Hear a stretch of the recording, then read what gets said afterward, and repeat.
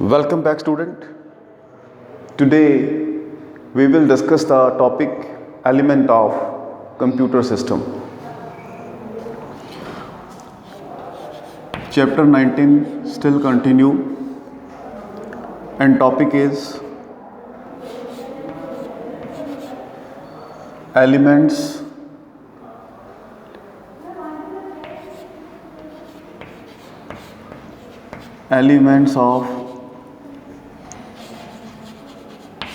elements of computer system. So today we will discuss the elements of computer system. There are four elements. One is hardware.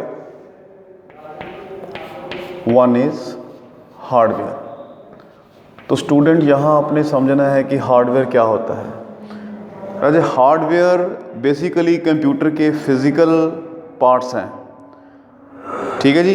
इसमें input devices भी include हैं, इसमें control processor chips भी include है और banking storage devices include है और इसके अंदर आउटपुट डिवाइसेस भी इंक्लूड है।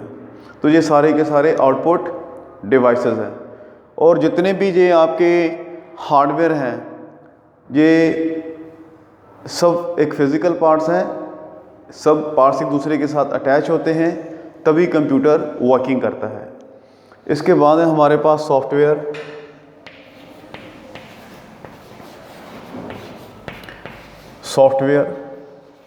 हमारे कंप्यूटर का दूसरा एलिमेंट है सॉफ्टवेयर। ये राजे कंप्यूटर के नॉन टेंजिबल कंपोनेंट्स हैं, यानी कि इनको आप टच नहीं कर सकते। इसके अंदर राजे इंस्ट्रक्शंस इंक्लूडेड हैं जो कंप्यूटर को दी जाती हैं, उसके बाद ही कंप्यूटर वर्क करता है, ठीक है जी। इसके पास मेरे पास थर्ड है पीपलवेयर, POPPLE, पीपलवेयर। राजे पीपलवेयर वो सब लोग हैं जो कि कंप्यूटर्स की वर्किंग को अच्छे तरीके से करने के लिए रिस्पॉन्सिबल हैं। इसमें Raje system administrator, system analyst, computer programmer, computer operator, encoder और कंप्यूटर यूज़र शामिल हैं। जितने भी ये लोग हैं सारे के सारे कंप्यूटर के ऑपरेशंस को और कंप्यूटर की एक्टिविटीज़ को करने के लिए रिस्पॉन्सिबल हैं और कंप्यूटर को मेंटेन करने के लिए ये सब लोग रिस्पॉन्सिबल हैं। इसके बाद आज बात करेंगे अपन डाटा की। डाटा बेसिकली रजे ये इंफॉर्मेशंस हैं, इसके अंदर हम जो है टेक्स्ट, इमेज, ऑडियो और वीडियो इंक्लूड करेंगे, ठीक है जी। तो ये हैं आपके टॉपिक जो है एलिमेंट्स ऑफ कंप्यूटर्स। इसके बाद रजे हम बात करेंगे कैपेबिलिटीज़ की। कैपेबिलिटीज़ ऑफ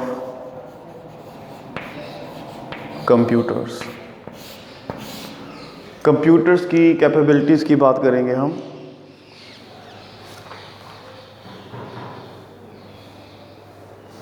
ओहो, लिमिटेशन तक तो मैं करवा चुका सी।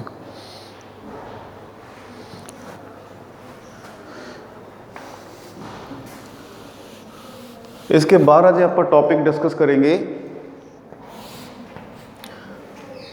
That is classification of software. इसके बाद हम डिस्कस करेंगे क्लासिफिकेशन ऑफ सॉफ्टवेयर। कंप्यूटर के सॉफ्टवेयर जो कितने तरह के होते हैं उसकी हम बात करेंगे। Classification of software. राजे मेरे पास पहला सॉफ्टवेयर आता है ऑपरेटिंग सॉफ्टवेयर। मेरे पास पहला सॉफ्टवेयर जो है वो है operating software.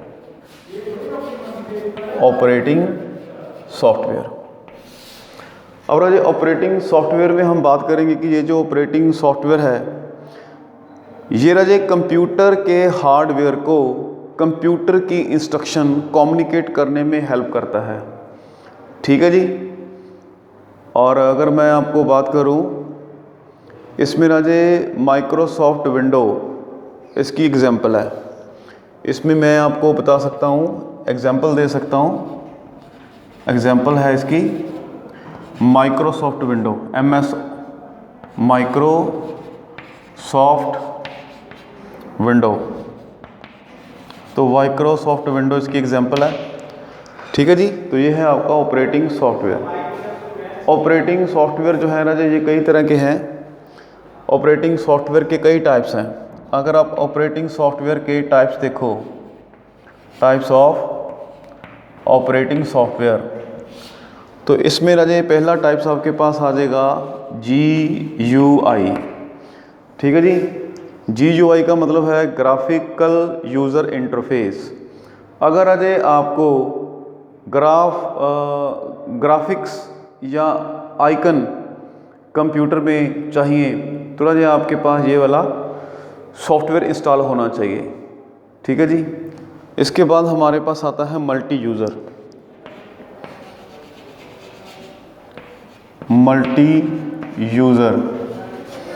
Multi user software है, ऐसा सॉफ्टवेयर है जिसमें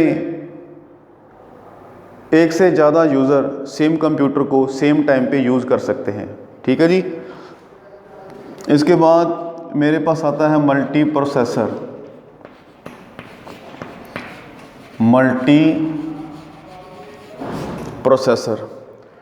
ये जो मल्टी प्रोसेसर है इसकी राजे हम बात करेंगे। इसमें राजे आप बात करोगे कि एक से ज़्यादा जो प्रोसेसर हैं उनको यूज़ किया जा सकता है, ठीक है जी। इसके बाद मेरे पास आता है मल्टीटास्किंग।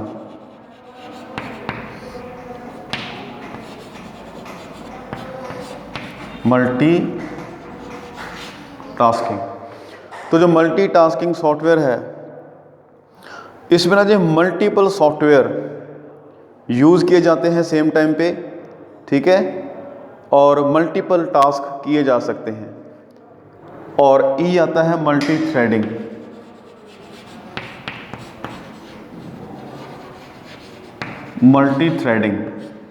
ये जो मल्टी थ्रेडिंग का सॉफ्टवेयर है, ठीक है जी, इसमें क्या है कि किसी सॉफ्टवेयर प्रोग्राम के जो अलग अलग पार्ट हैं उनको राजे एक ही टाइम पे रन करवाया जाता है। तो ये है आपके मल्टी थ्रेडिंग।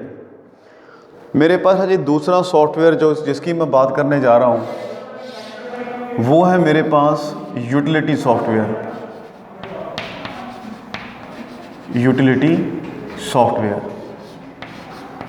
मेरे पास है यूटिलिटी सॉफ्टवेयर।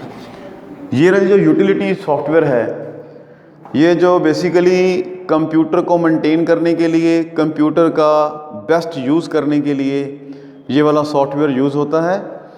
इसमें राजे मैं आपको एग्जांपल दे सकता हूँ। इसमें आप एग्जांपल देख लो, फाइल मैनेजर इसकी बेस्ट एग्जांपल है। फाइल मैनेजर या कंप्यूटर को मेंटेन करने के लिए एंटीवायरस का जो सॉफ्टवेयर है वो भी यूटिलिटी सॉफ्टवेयर के अंदर आता है। कंप्यूटर को उसकी वर्किंग को मेंटेन करने के लिए, ठीक है जी, ये सॉफ्टवेयर यूज़ होता है। फिर होता है एप्लीकेशन सॉफ्टवेयर। थर्ड मेरे पास आता है एप्लीकेशन सॉफ्टवेयर। अब एप्लीकेशन सॉफ्टवेयर में क्या है कि कंप्यूटर से किसी खास तरह का टास्क करवाने के लिए एप्लीकेशन सॉफ्टवेयर यूज़ होता है, ठीक है जी। इसमें मैं कहता हूँ कि एग्जांपल आपको बता रहा हूँ, एग्जांपल वर्ड प्रोसेसर की एग्जांपल दे रहा हूँ। वर्ड प्रोसेसिंग कि अगर आपने कोई रिटन वर्क करना है, ठीक है जी, तो आपके पास माइक्रोसॉफ्ट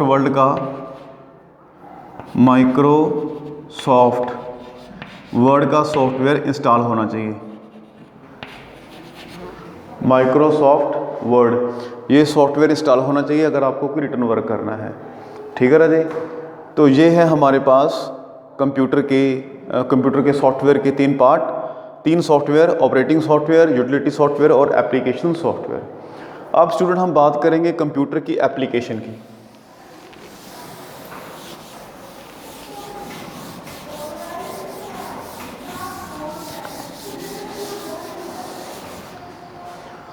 रजे कंप्यूटर की एप्लीकेशंस की बात करेंगे।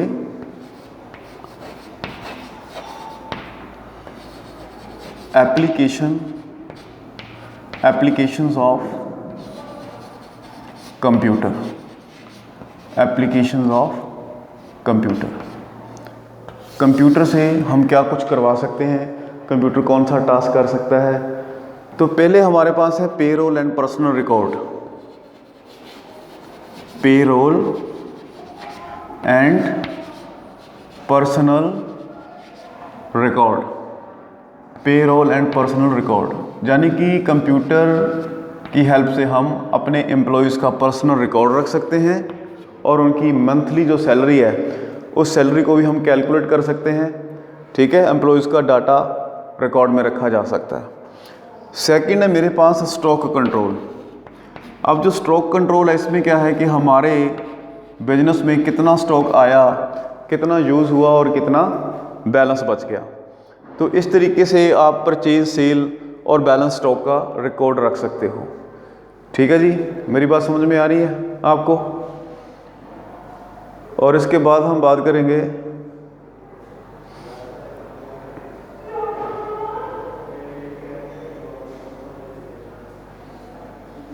और एक होता है थर्ड में रीऑर्डर लेवल रिकॉर्ड। जैसे आपके पास स्टॉक कब मिनिमम लेवल पे रह गया है, कब आपको नया स्टॉक खरीदने की ज़रूरत है, इसका भी रिकॉर्ड आप कंप्यूटर के अंदर रख सकते हो। फिर है अपने पास sale accounting records,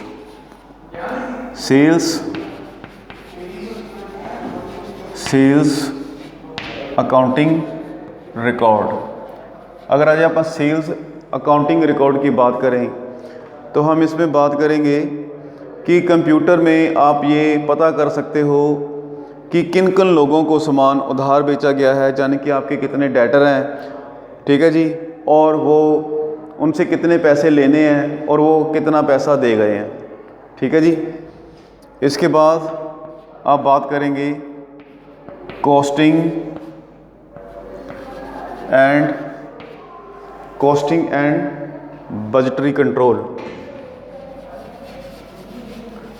costing and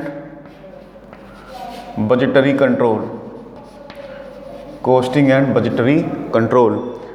इसमें है कि कंप्यूटर की हेल्प से आप राजे एक प्लान तैयार कर सकते हो कि आप कितना रुपया एक्सपेंडिचर करना चाहते हो आउट ऑफ आर इनकम में से कोई पैसा कहाँ कहाँ पे खर्च किया जाएगा, इसका हम एक प्लान तैयार कर सकते हैं कंप्यूटर के अंदर और अपने बिजनेस की परफॉर्मेंस को बेटर बना सकते हैं। 6 में आता है मेरे पास production control.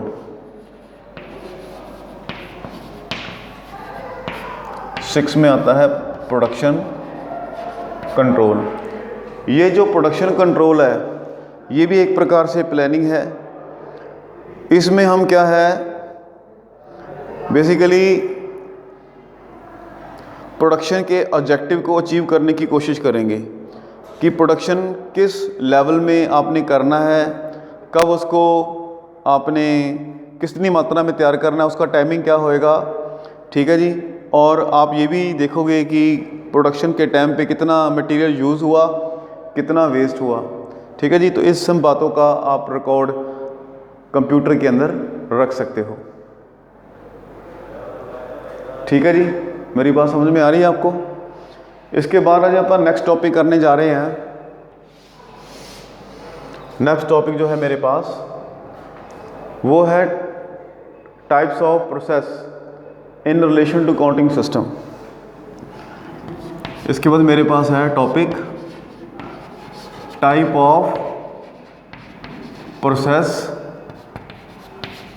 In relation to accounting system. Accounting system हमारे अकाउंटिंग सिस्टम से रिलेटेड कुछ कंप्यूटर के अंदर प्रोसेसेस हैं जिसके बारे में हम आपको नॉलेज देने जा रहे हैं। राजे मेरे पास है स्प्रेडशीट। स्प्रेडशीट राजे एक प्रकार से आप एक्सेल की बात कर रहे हो। आप एक्सेल के अंदर ठीक है रो और कॉलम सेट कर सकते हो और किसी भी तरह का आप इसमें रिकॉर्ड जो है वो मेंटेन कर सकते हो। ठीक है जी। कोई भी कॉलम डिलीट कर सकते हो, कोई भी कॉलम ऐड कर सकते हो, ठीक है जी। और इसके बाद है मेरे पास डाटाबेस। दूसरा है मेरे पास डाटाबेस। हम डाटाबेस की बात करेंगे स्टूडेंट। तो डाटाबेस में पता है कि ये कलेक्शन ऑफ इंफॉर्मेशन है on a particular subject. Database file allow you to manipulate the data in desired form. So database allow us to work on facts and figure to store and manipulate the data in any desired way. तो database में ना जो बहुत सारा हमारा information store की होती है, हम database से इंफॉर्मेशन ले सकते हैं और अपने अकॉर्डिंगली जैसी ज़रूरत है उस प्रकार उसको सेट किया जा सकता है, ठीक है ना जी। रिकॉर्ड तैयार किए जा सकते हैं। थर्ड में है मेरे पास वर्ड प्रोसेसर। Word processor. अब ये वर्ड प्रोसेसर की बात क्या है? वर्ड प्रोसेसर एक सॉफ्टवेयर पैकेज है to help the text processing.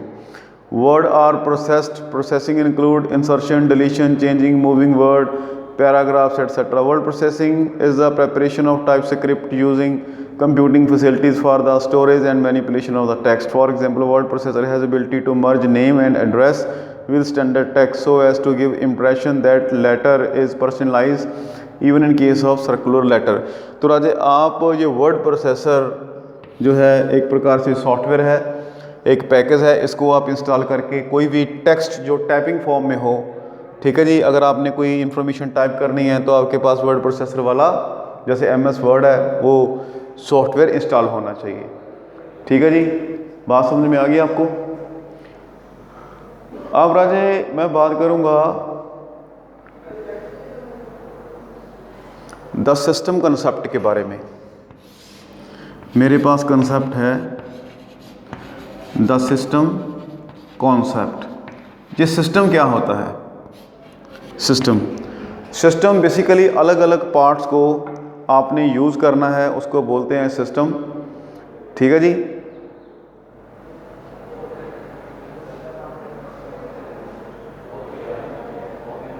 तो कंप्यूटर एक सिस्टम है। सिस्टम कंसेप्ट में क्या बताना है कि कंप्यूटर जो है एक सिस्टम है। Computer is a system. तो कंप्यूटर क्या है? सिस्टम है, ठीक है। In which its different part, in which its different parts, ठीक है, are used, ठीक है जी, to achieve a specific object। तो कंप्यूटर के अलग अलग पार्ट्स को यूज़ किया जाता है, ठीक है जी। तो जब किसी अलग अलग पार्ट्स को यूज़ किया जाएगा किसी स्पेसिफिक ऑब्जेक्ट को अचीव करने के लिए तो हम उसको सिस्टम बोलेंगे। तो सिस्टम में क्या है? स्टेप बाय स्टेप वर्क होता है और पर्टिकुलर टास्क तक, पर्टिकुलर ऑब्जेक्ट तक पहुंचा जाता है, ठीक है जी। तो स्टूडेंट उम्मीद है कि आपको यहाँ तक जो वीडियो है वो समझ में आ गई होगी, ठीक है राजे। इसके बाद मैं आपको करवाने जा रहा हूँ AIS। इसके बाद हम करने जा रहे हैं AIS।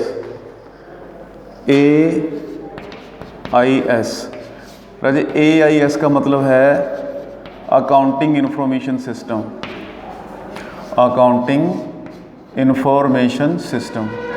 राजे अकाउंटिंग इंफॉर्मेशन सिस्टम का मतलब अकाउंट्स के एक ऐसे सॉफ्टवेयर से है जिसको इंस्टॉल करके हम अकाउंट्स की इंफॉर्मेशंस, जो अकाउंट्स का जो रिकॉर्ड है वो रख सकते हैं, ठीक है Raje. Accounting information system mostly used information system in a business. Accounting information system are based on double entry system for the 100 years, but now with the use of computer in counting or computerized counting, the role of accounting information system has been changed, ठीक है राजे।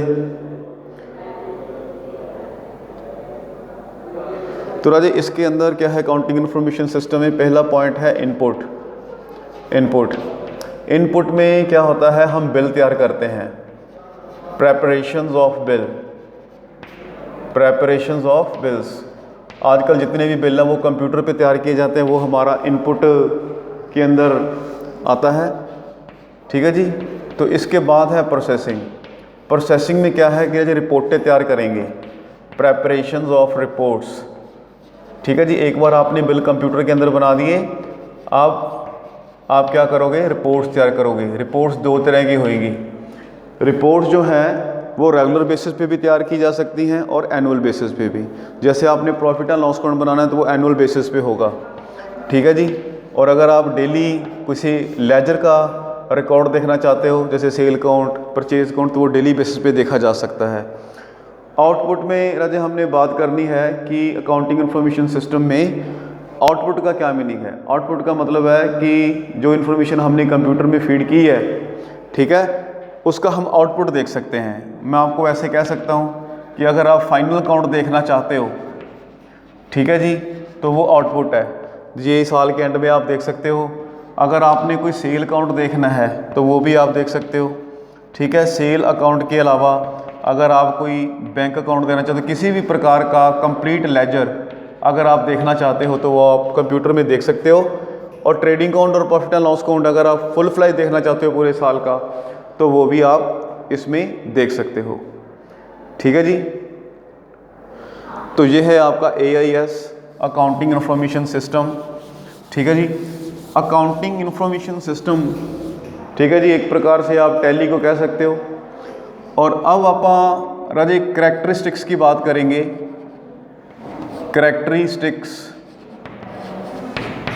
Characteristics of AIS, accounting information system की characteristics क्या हैं उसके बारे में।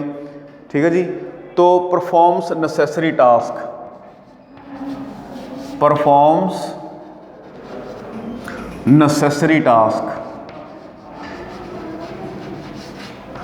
Perform necessary task.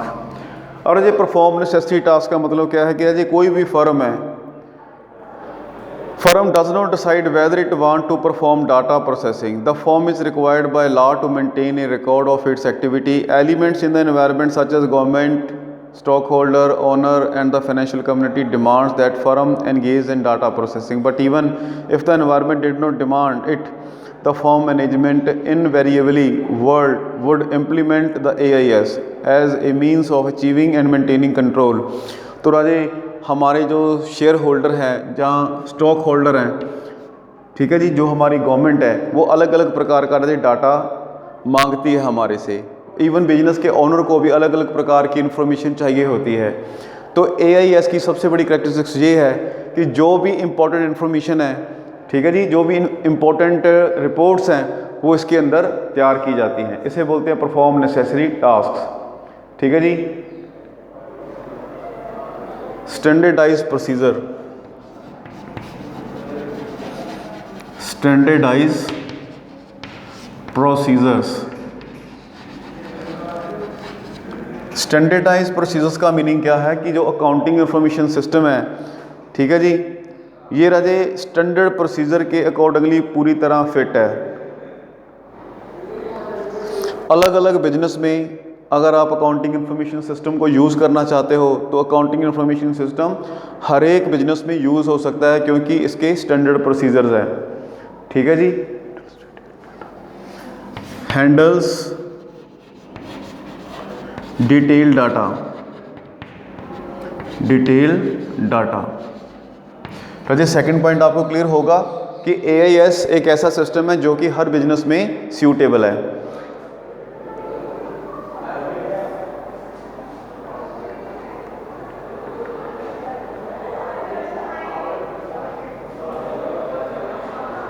रजे जो हमारा अकाउंटिंग इंफॉर्मेशन सिस्टम है, इसमें आपके बिजनेस के डाटे की डिटेल इन्वॉल्व होती है। ठीक है जी। अगर आप डाटे की ऑडिटिंग करना चाहो, डाटे की इंस्पेक्शन करना चाहो, तो राजे आप कर सकते हो, क्योंकि हमारे AI सिस्टम में डाटे की डिटेल इन्वॉल्व है। ठीक है जी। और हिस्टोरिकल फोकस,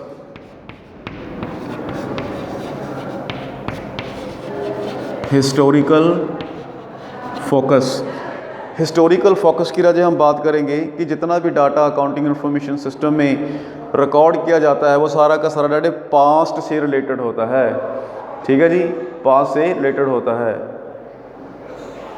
इसके बाद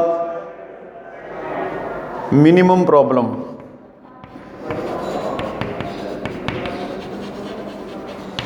मिनिमम प्रॉब्लम